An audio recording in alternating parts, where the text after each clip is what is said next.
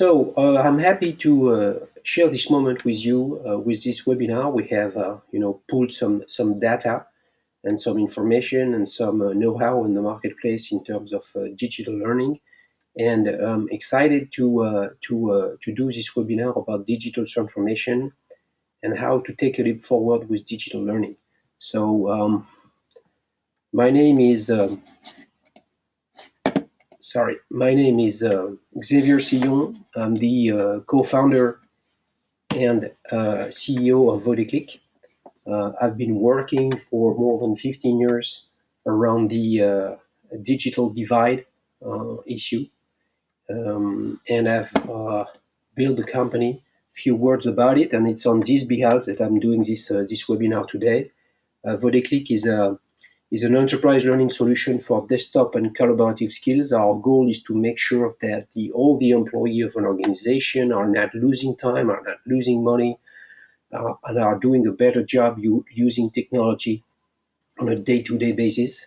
Our solution includes a huge library of bite-sized modules, more than 25,000 on about 300 softwares and apps in 6 languages, English, German, French, Spanish, Chinese Mandarin, and Portuguese from Brazil. We include some deep analytics way beyond industry standards, including several APIs of integration into LMSs, into Active Directories of Microsoft, into any HRIS tools. And we are also one of according to Deloitte, one of the fastest growing technology company in Europe in 2014. Our headquarters is based in Paris, in the close suburb of Paris, and we have an operation also in the US, based in New York. Our customer portfolio is including, many customers from SMBs to global Fortune 500 customers such as L'Oreal, number one in cosmetics, Total, one of the biggest companies in the world, Siemens from Germany, Chubb & Son, an insurance company based in New Jersey, etc., or Red Bull, or BNP, etc. So it's on behalf of this, of my role, as a CEO and a founder of a company in the digital learning landscape, where we help people, doing a better job using technology, that I want to share this moment with you about digital transformation. So before we start, just a few words about something that is major and that is obviously for all of us, but even a little more for Vodeclick, is my viewpoint about cloud computing. Cloud computing is I always start almost all my sessions, all my conferences, all my webinars on this point. Client is still king, but the king is the user. So I've taken a look of all the registrants and today's attendees. We have some people from the US, mainly from the US and Canada, and also from the UK, Australia. I would say most of you are working into L&Ds or talent development. So the point of this today's webinar about digital transformation is not to have a look at it from a customer standpoint.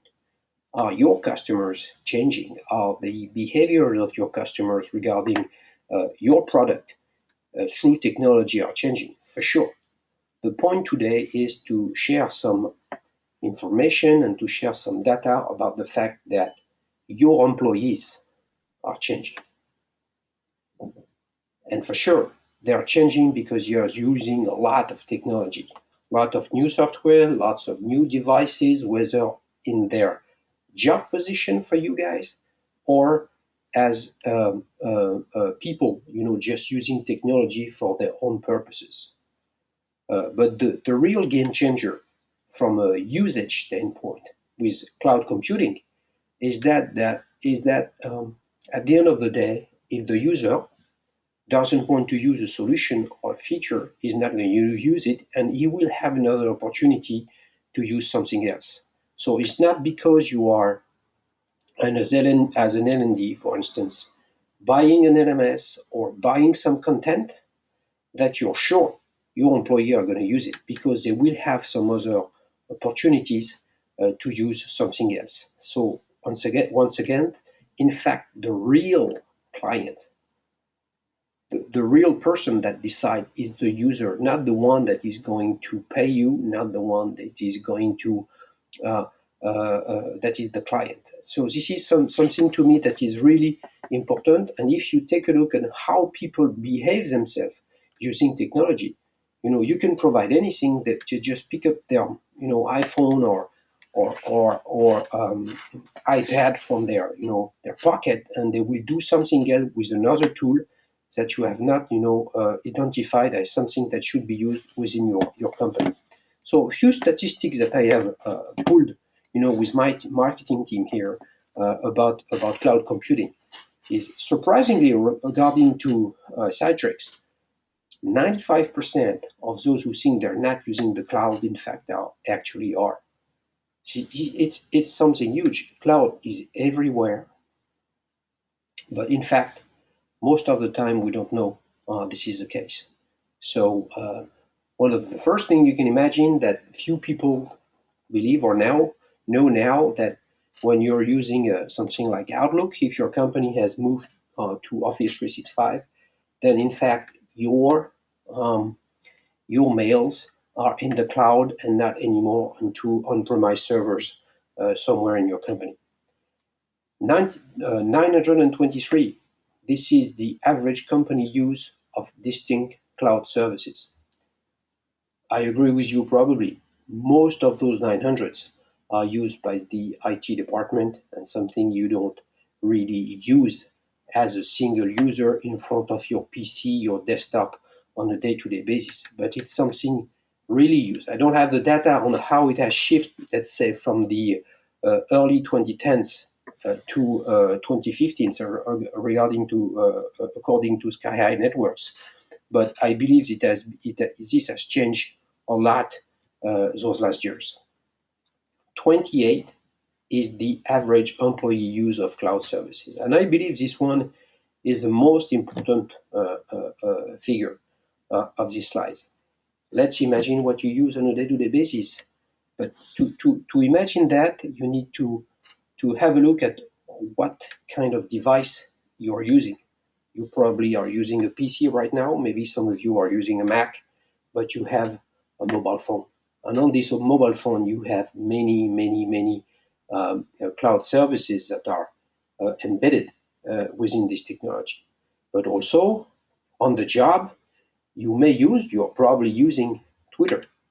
You're probably using LinkedIn.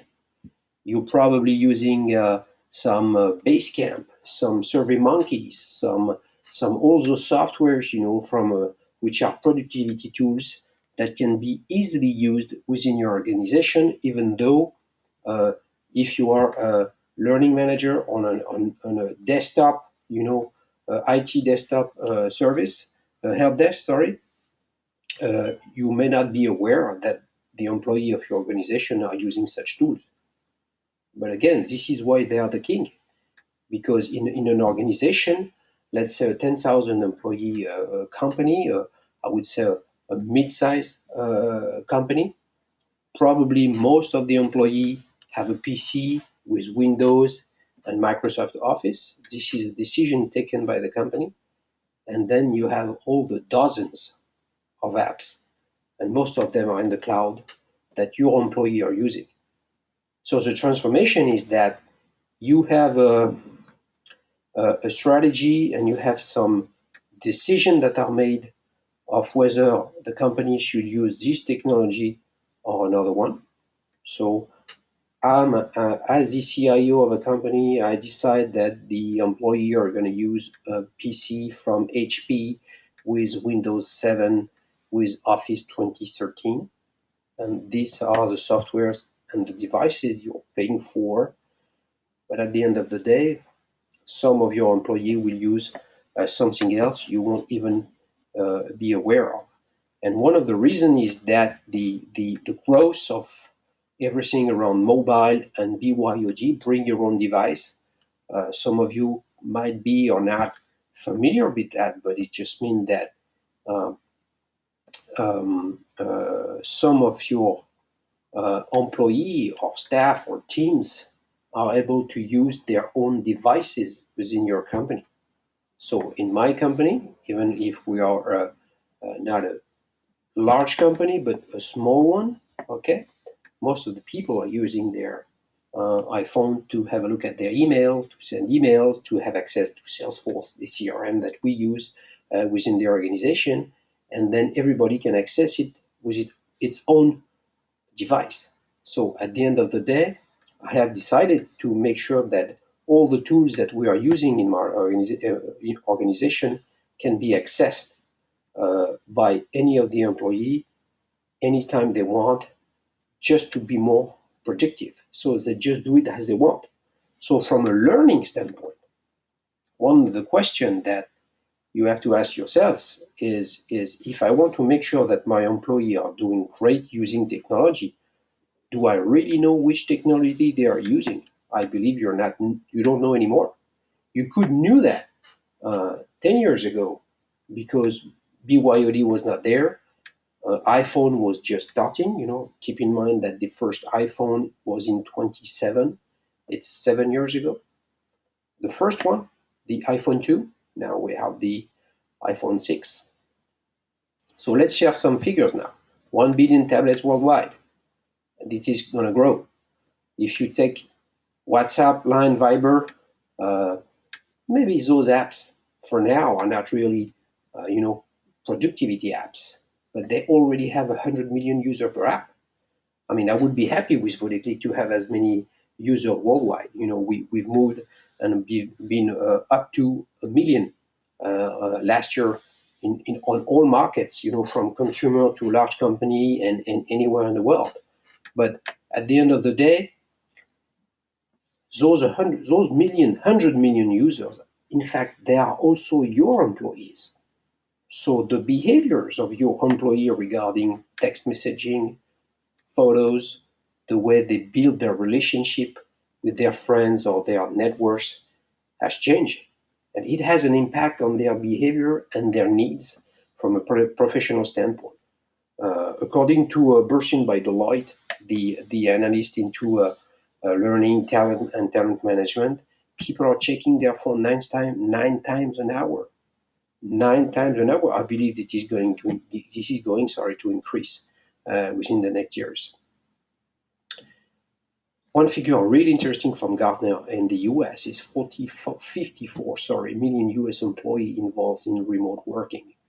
I believe the US are really ahead in terms of home office. If I can, compare home office to remote working. If I have a look from a European standpoint in France, it's something a lot more difficult because France is a country that is more oriented on the numbers of hours that you're working instead of the value that you're bringing with your job.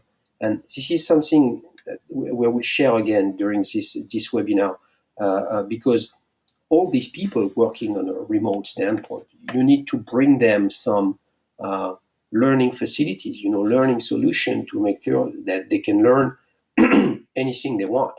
And if somebody's working at home, I mean, there is no way that the best way to have him a lot more productive from a working standpoint is to ask him which training are you looking for.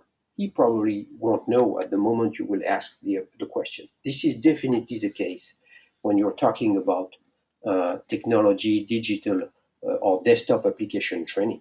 It's when you're doing something and you find out that you don't know how to do it, that you need something to do better. And this thing, you need to have it just like now.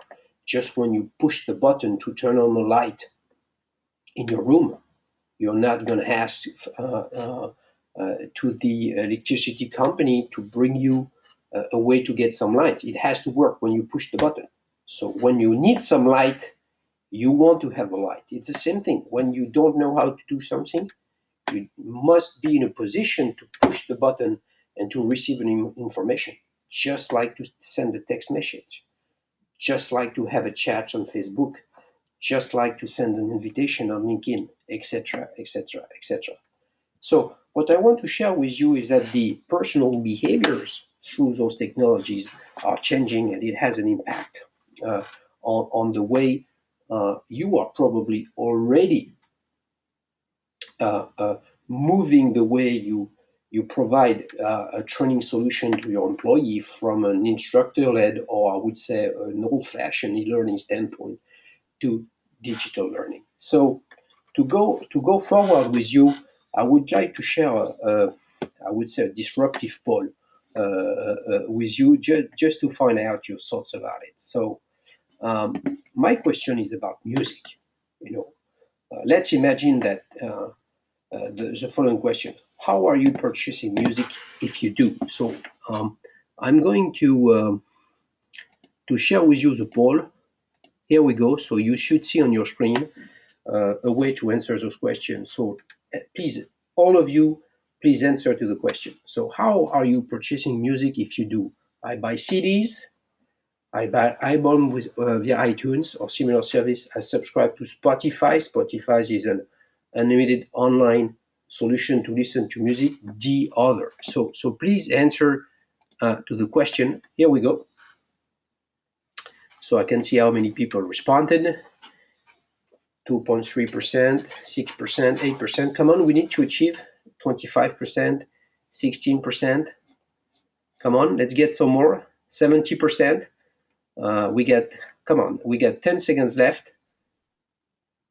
Nobody wants to answer anymore. Come on, 5 seconds. 5, 4, 3, 2, 1. Okay, so I should be able to share with you the results of this poll. Hold on, let me do something. Here we go. So I believe you should have the results of the poll online. So if it's not the case, first answer, I buy CDs 25%. Second answers, I buy album via iTunes 25%. 38% I subscribe to Spotify, 13% other. So let's have this point. A quarter of you are still buying a CD to make sure that it is your CD and to listen to it whenever you want. Okay? A quarter of you have moved to the massive disruption, something wonderful and beautiful that have built Apple, more than 10 years ago with iTunes. You're buying whether just songs or albums from $1 to $10. But the interesting thing is that 38%, so the most of you, have decided to shift from buying something that you possess to paying to do something. In the case of music, we are talking about listening to music. So in fact, what we're talking about is the disruption of online music or TV shows. So I could have, shared this poll with you about Netflix or Spotify or some others, because it's exactly the same thing. So from an entertainment standpoint, most of you, 38%, have moved from I buy something. So to do so, you need to know what you want to buy. So you move from I'm buying something to listen or to have a look at to I'm paying a subscription to make sure I'm able to have a look at what I want, providing the fact that the library of Spotify and Netflix are so large that you will be able to consume whatever you want. So my point with this poll and this Spotify and Netflix story is to share with you, okay, so let's have a look at training now. In the old instructor-led training strategy, you're paying for a course that one of your employees have decided to receive or have asked to receive. So he needs to know what he wants to receive. So let's go a little further now. You, I, all of us, almost 3 billion people are using technology on a day-to-day basis. 250 million in the US, 230 million, something like that, in Europe, uh, 40 million in France. Okay, but it's on the job when you are using Excel, Salesforce, Google Apps, Basecamp, Adobe, Photoshop, etc., etc. It's when you are using those tools that you find out that you're struggling doing something and you need an answer.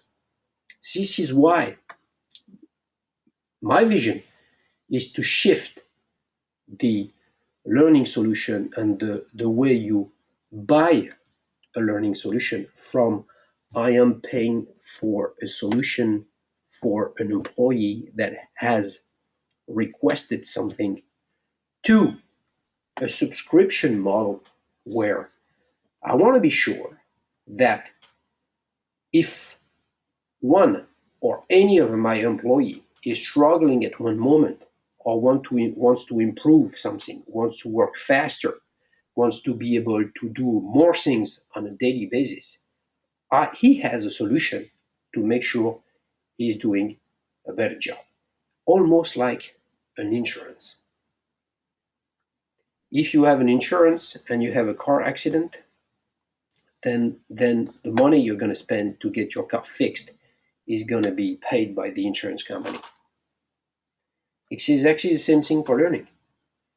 I don't know how to do something. I am underskilled. I need a solution. So you're not going to pay for this solution. You're going to pay to make sure that in any case, if somebody has an issue using a software, a technology, an app, or whatever, you will have a solution.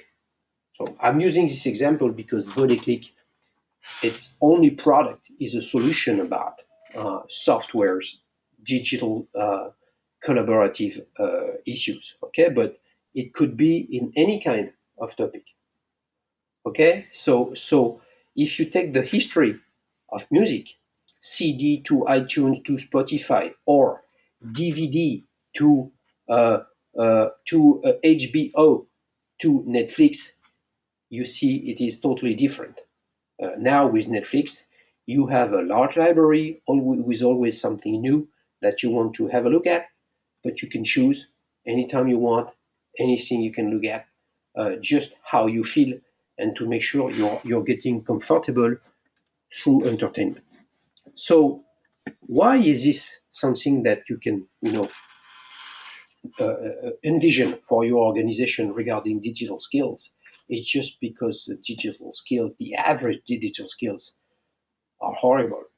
You know, let me share with you some accurate data, and you have on the right side of this slide a white paper that we have produced, that is compiling of these worldwide data, whether from Europe, France, the US, Germany, etc., Netherlands. It's about the digital skills gap. So just you got to wake up about that if you're not aware. But one employee out of two doesn't feel confident using technology on a day-to-day basis. One out of two, they don't feel confident. So 20 years ago, nobody knew what was a computer. Nobody knew. Now everybody knows, but it's just changing so fast. Every year. Every year you have a new iPhone. Now every year you got a new Apple Watch now. But then now Office is becoming Office 365, and Office 365 has changed every year, and it's going to change every semester and probably every quarter. So anytime your employee or you believe as a learning manager that your employee are familiar with technology, unfortunately for you and for them, the technology is going to change. And I see there are some IT people, in the attendees. You're not going to choose anymore how fast it changes. You're not going to choose if you shift from Office 23, for instance, to Office 2010 or Office 2013. You're not going to choose anymore. The editors are going to choose. So when Microsoft is going to say the user experience, the functionalities of Office 365, in the case, let's take an example of Excel Online, it's going to change. it's going to change. They will decide. It will have an impact on the productivity of your employee, but you're not going to decide anymore. So what do you do in this position? You call your instructor-led organization to make sure you do some sessions for something you were not able to anticipate because you're not choosing, the editor is choosing. No, I believe this cannot work. The only way to match the needs, the match the pace, how fast technology are changing, is to provide something where your employee will access this information anytime they want, and even more because they don't feel comfortable, confident using technology. And only 11% of business leaders, think, graduates, or let's imagine those millennials, that are arriving in the marketplace, in your companies are ready. Only 11%. 96 academic officers believe so.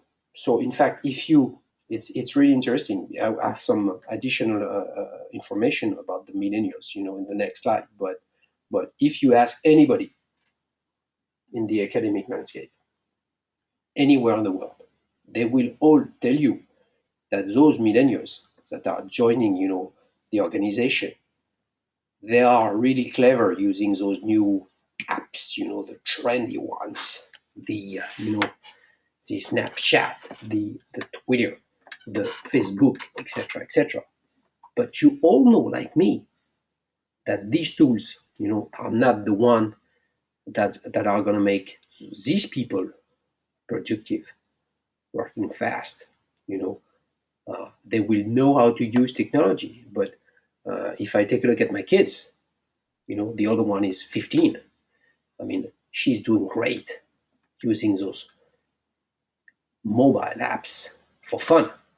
But when it's time to do a resume, when it's time to work on a spreadsheet, when it's time to work on a presentation, something that is more relevant in the working landscape, it's harder.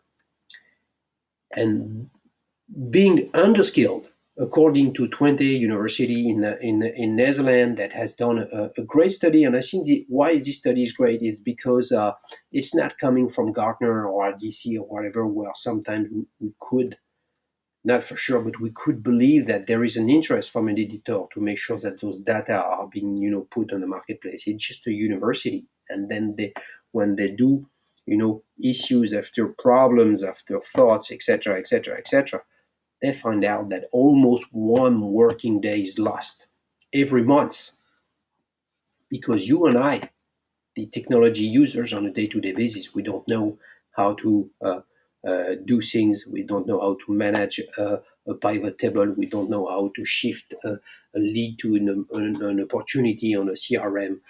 We don't know how to change, colors information into Photoshop, etc., etc. One working day lost. So just imagine how much an employee costs on a monthly and a yearly basis, and you imagine that you've lost 12 working days, one working day a month, 20 working day a year. So the cost, according to another study from ECDL, European Computer Driving License, which is a kind of assessment organization to make sure people are doing great using technology, believe that the cost for a company is close to $3,000 on a yearly basis, just because people are underskilled using technology. So if you're interested on having some additional insights and information, please go to vodiclick.com, and on the front, on the homepage, and on the bottom of your screen, you will be able to download this white paper, and I will share with you some others. So let's go a little further and have a look at the modern workforce about two things: the millennials and some things that I have built from a concept standpoint that we call the connected learners.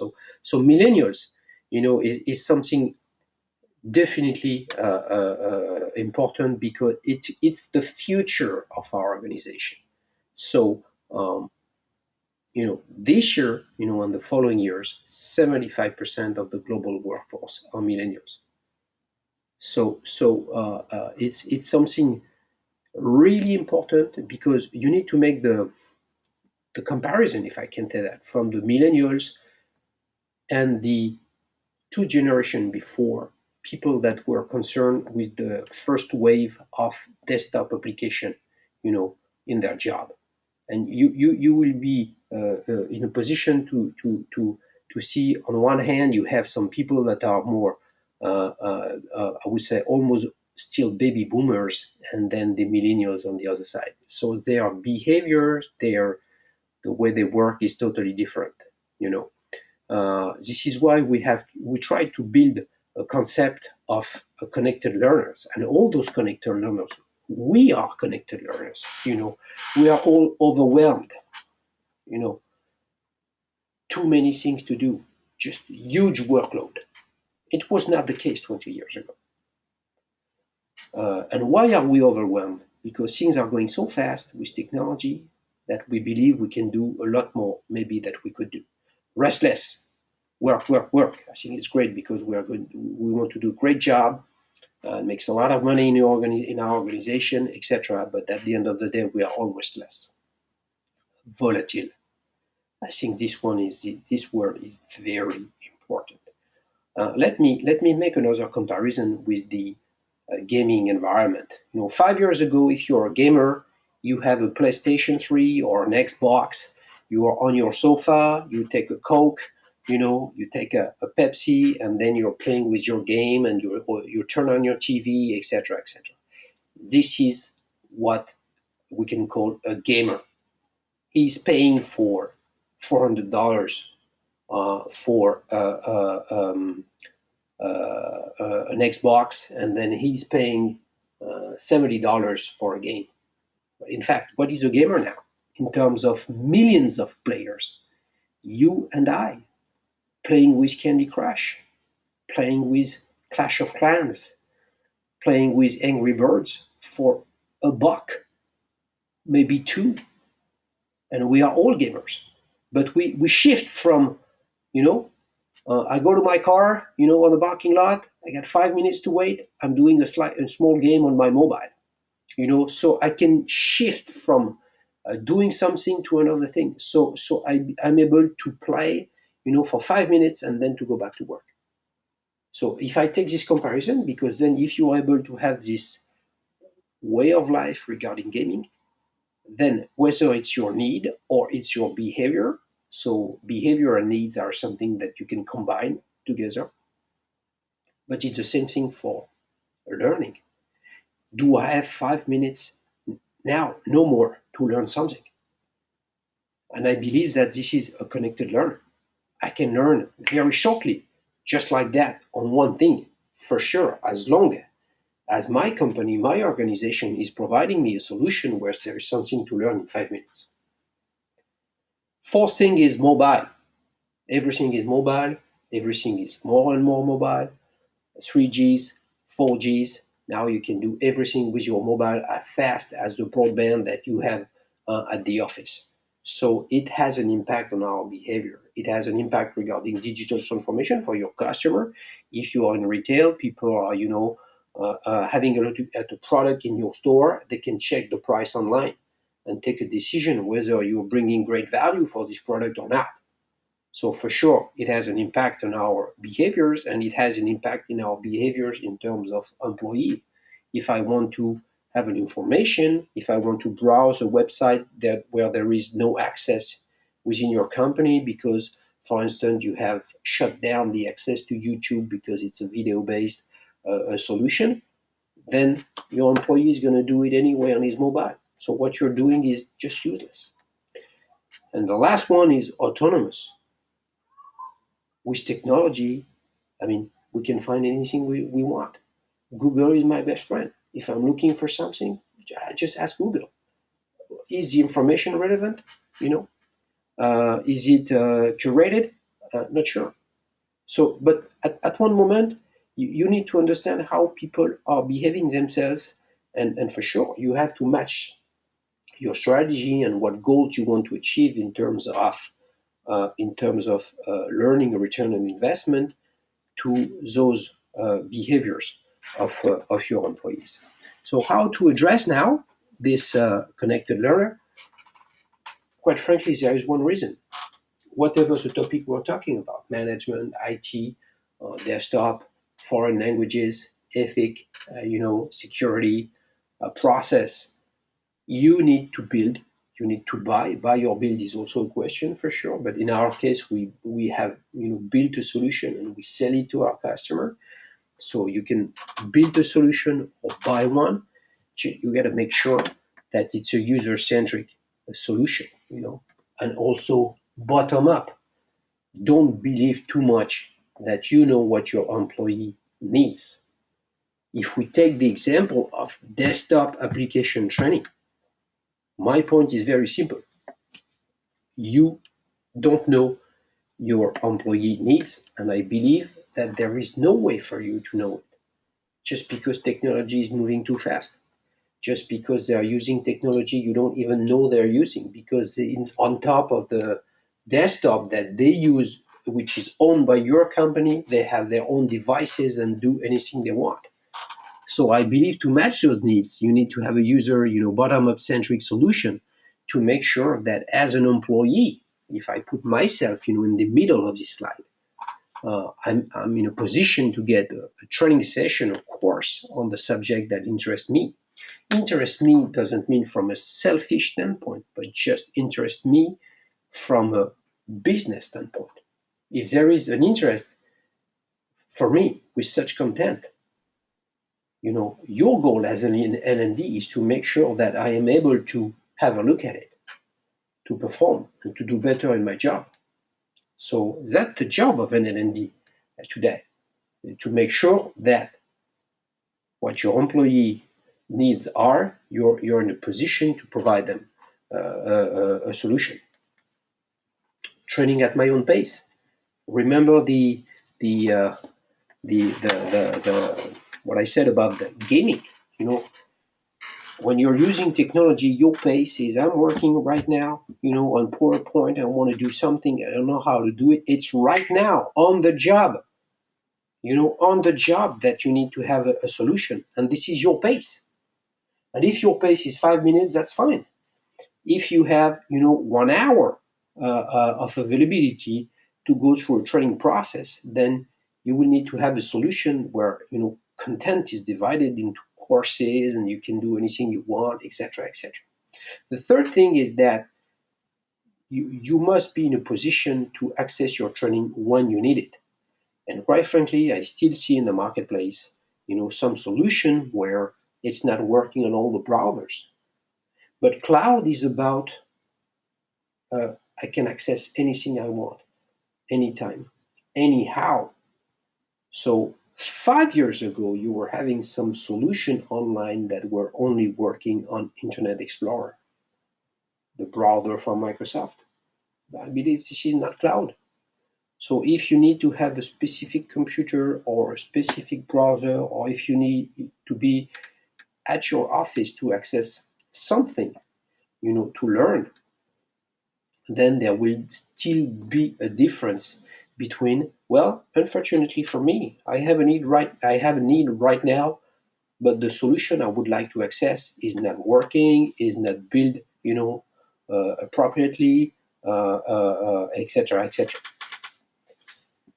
So what I want to share with you to try to see how you can, envision a new way to have a look at training is to share with you a great call from Marshall McLuhan, a great philosopher, that wrote a book about media, The Extension of Man, in 1964.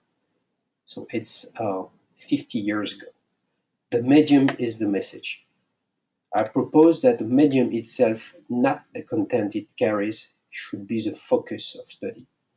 It just means that when you're saying something and when you are providing something in a landscape, so I would say if you are launching, let's put it on the learning side, if you are launching a new learning solution within your organization, doing it as an innovation, as a disruptive product, is something even more important than the content that you're providing. So if you want to shift your company to an old-fashioned point to a digital transformation asset.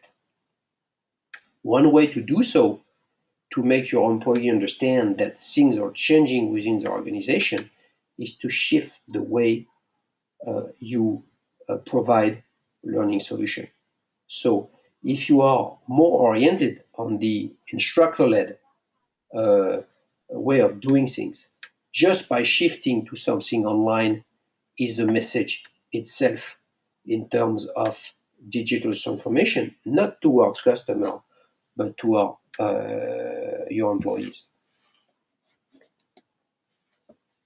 Let's go a little further, and I've tried to to set a comparison between what I can call traditional learning to digital learning.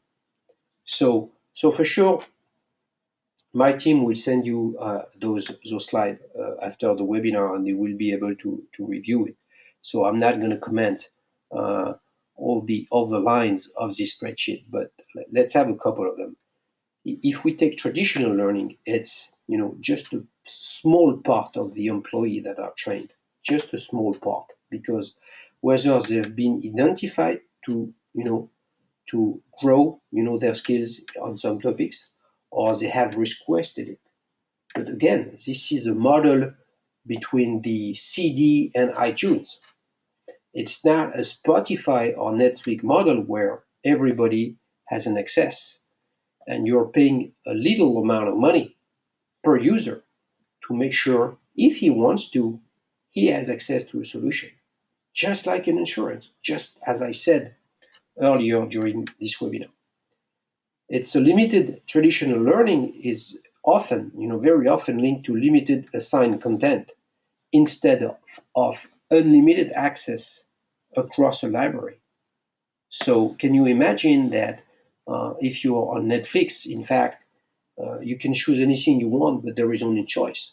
So one of the images I was using in the past, but I'm going to use it today also, providing something new and disruptive in terms of learning, which I can call digital learning, because you're using the assets of technology to shift the way you train people, is to make a comparison with Ford, Henry Ford, which was saying that choose the color, any color of your car, as long as it's a black one. So if you believe to set something with an unlimited access to a library, but the library is not, wide enough with a small choice, then we're in the same case that Henry Ford. So the size of the library that you're providing through digital learning is something really important. In the past, maybe you've seen it. I think you can have access on vodaclick.com to our previous webinar. I've done it something about the MOOCs and beyond the buzz about MOOC and how to build something, a MOOC in the corporate landscape.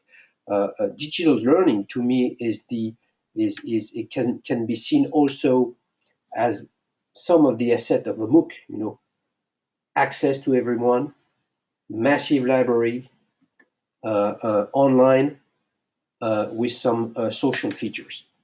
So I believe that you will be able to take some time and take each of these lines and to make sure that you understand the value of shifting from something traditional, whether instructor-led or online, because you have so many online solutions that are in fact, videos, casting, broadcasting somebody that is talking on a stage. I mean, it can be great, but at the end of the day, there is nothing different between being in a classroom during this session or having a look at this classroom on a remote standpoint. I believe digital learning is going much, much, much further, with continuously change. Everything is, in the instant, on the job, and I believe that this is a game changer also. Let me share with you an additional poll, just to understand how you're doing things today from a digital skill training standpoint. So I'm going to launch this poll. How many of your employees have access to a digital skill training course, if you have one? and we work to make sure we were able to choose the answers, to make sure that you have to make a choice. And there is always something great about polls. We got 10 seconds. Come on, can we have some more response? A few seconds again. Yeah. 60% of the attendees have voted. Come on, some more. 1, 2, 3. Wow, very simple. It's we got 20% less than 50%, and 80%. All of them have access. Wow, very surprising. It's great. This means that you're probably definitely sharing with me all those points about the fact that even if you're 80%, but let's imagine you were not, you have to shift from I'm paying for a few bunch of guys to a new model of subscription to make sure that all the employee has access to training. So surprise now is to share with you polls that I've done during my last webinar about MOOCs, and I shared with the attendees, and I wanted to share the answers, of this poll. The question was, is the future of corporate training a Netflix-like solution that gives any of your employees an access to learn what he wants anywhere and anytime? And 85% agrees. And it's great because 85% of the respondent agreed. And I think we have done this webinar a month ago. And the polls we did just before was about 80%, which is in fact the same thing. Netflix is for entertainment and TV shows, and desktop application training is to make sure that all the employees, when they face an issue or want to improve a skill, they're in a position to to do a better job. So, few other things. That's my personal belief. A company's performance is dependent on desktop application training being available to everyone, not just to those who ask for it. So I believe that regarding the answer you provided in the previous poll and the one I shared with you during this webinar, and the one I shared about the Netflix, just showed us that you have moved to the new era of learning, which is more a kind of insurance business model where you pay for making sure that when your employee have a problem, they have a solution, just like the insurance. Keep in mind the image of the car accident. Your car is broken, but it's fixed and it's paid by the insurance. Your employee is not familiar or doesn't know how to do a pivot table on Excel 2013. He has a solution. And is there a cost behind? Is there an instructor-led training session cost behind the solution? No, it's included into your subscription. And when I mentioned earlier, when I introduced this webinar, the customers that we are working with, our offer is just built like that. We opened our solution to all their employees. If we take the example of Thales, one of a great telecom and military provider with 75,000 employees worldwide, I mean, all of them can access our solution in French and English. If we take the example of L'Oreal, L'Oreal is using our solution worldwide for their 65,000 employees, and they are using it in 6 languages, including Chinese Mandarin, one of the fastest growing, headcount for L'Oreal worldwide. So this is something great, and I believe you're doing a great job moving to this era.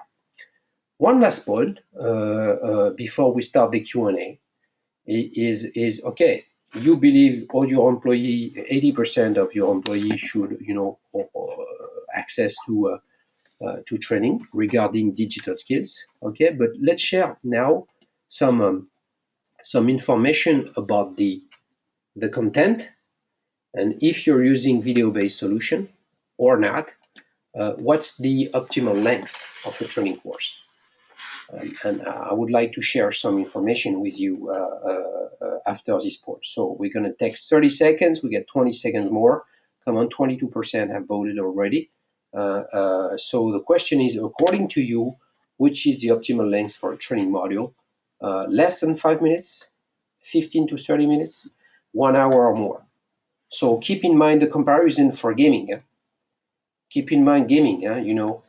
What is the best way to play? A PlayStation, for 1 hour with a soda, and some friends, or 5 minutes on Candy Crush. Few seconds, some more. No more voters. No more. Okay, here we go. Yep. I believe you can see the results right now.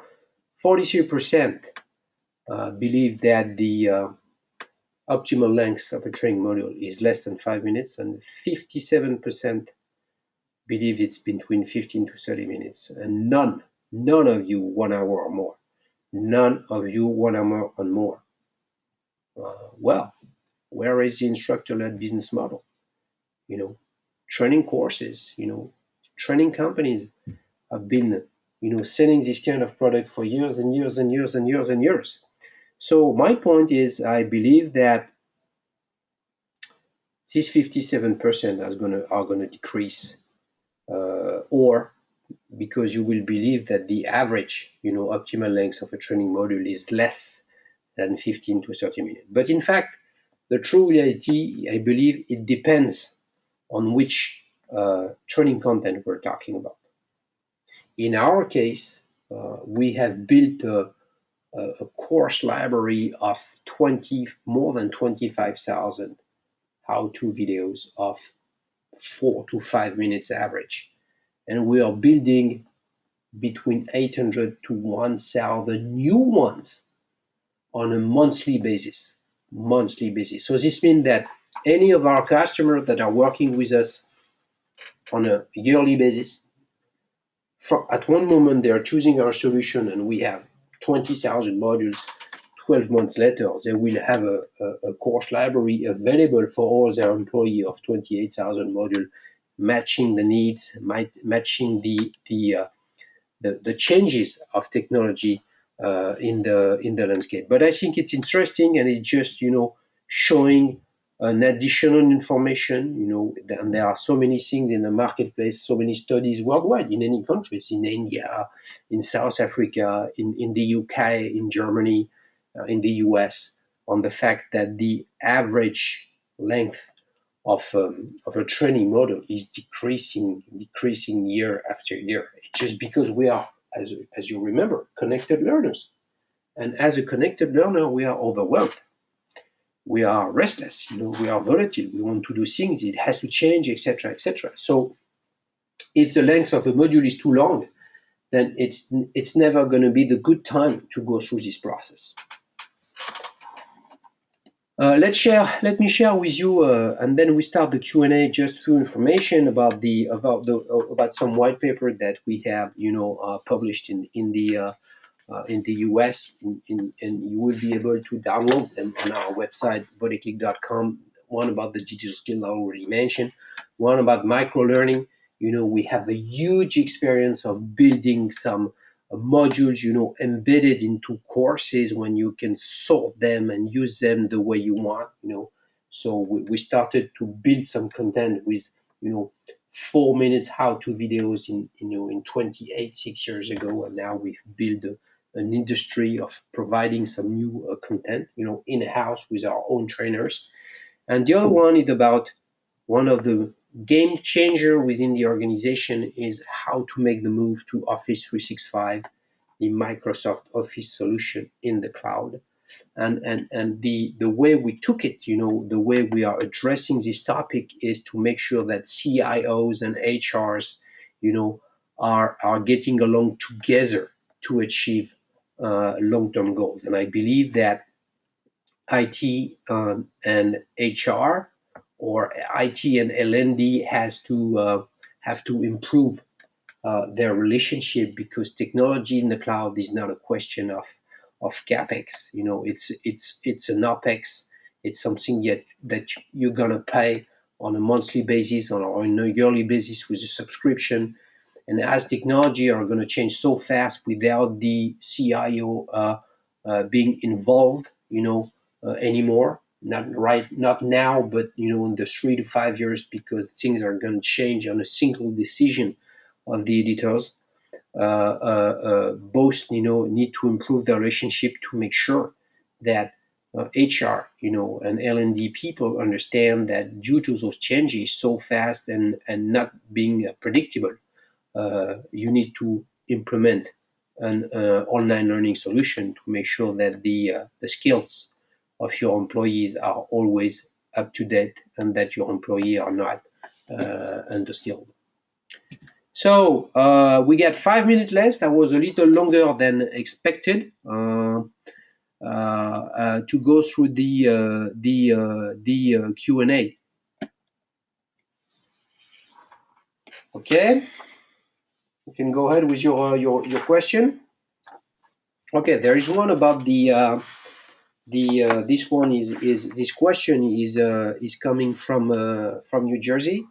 With a Netflix solution, a Netflix-like solution, sorry, how do you measure the return on investment of an L&D project? Well, this is a great question. I would say it depends on the reasons why you have decided to put such kind of solution on the table, in your organization.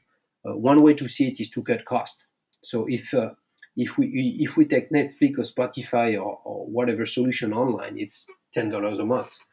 It's $120 a year, which is the price of 12 CDs. But with the price of 12 CDs, you can listen to 20 million, tiles of music or watch anything you want. I think it's the same thing for a Netflix-like solution for online. I believe it costs less, a lot less per user. But if you're not making the move in terms of communication to your employee to make sure that they will be in a position to access this solution, because they will be aware, and if you are not doing a great integration of the product to make sure that to consume a 5 minutes session, if it takes you 3 minutes to retrieve your credentials and then to launch a plugin, etc., it's worthless to do so.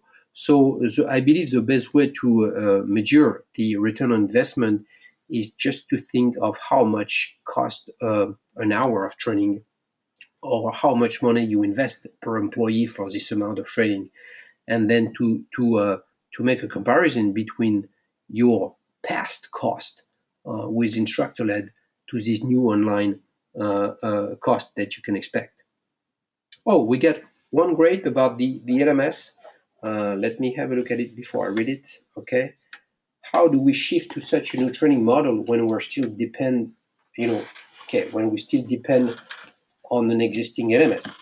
Well, in our position, if there is no LMS, there's no LMS, and if there is an LMS, whatever is LMS, CSOD, Saba, Plateau, SuccessFactor, Cross Knowledge, Moodle, etc., it doesn't change anything. We have built some APIs, to make sure we can integrate any LMS, whether with a SCORM package or not. It doesn't change anything. And I believe that all those technology are going to be improved with some new standard like TeamCan, etc. And then for you, it must be something really easy, which I believe it's already the case, but maybe you believe, as I understand your question, that it could be difficult.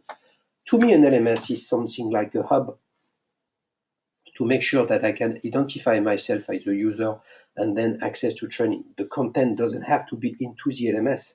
but it's what we call from a technology standpoint SSO, and an SSO means single sign on.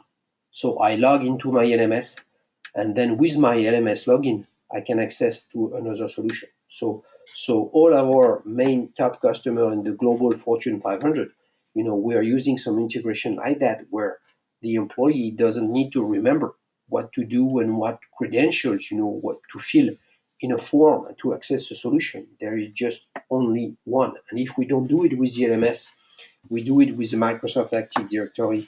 We do it with some other tools like OneLogin, like Orca, which are some identification and authentication softwares.